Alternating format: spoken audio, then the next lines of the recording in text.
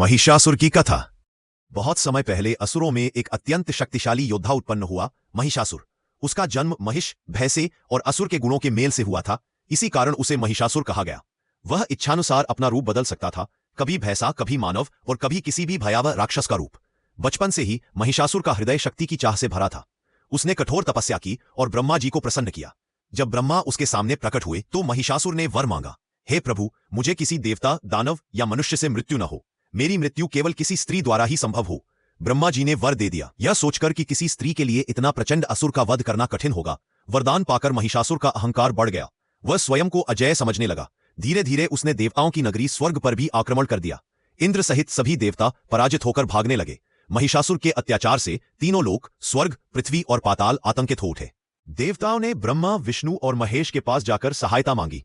यह स्पष्ट था कि महिषासुर को केवल एक स्त्री ही मार सकती थी। तब तीनों देवों के तेज से एक अद्भुत शक्ति प्रकट हुई, आदिशक्ति दुर्गा। देवताओं ने उन्हें अपने अपने दिव्य अस्त्र प्रदान किए।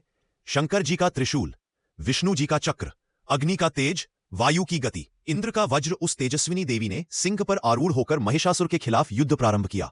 महिषासुर कभी भैंसा बनकर, कभी सिंह बनकर, कभी दैत्य बनकर देवी पर आक्रमण करता, मगर देवी हर रूप का विनाश कर देती।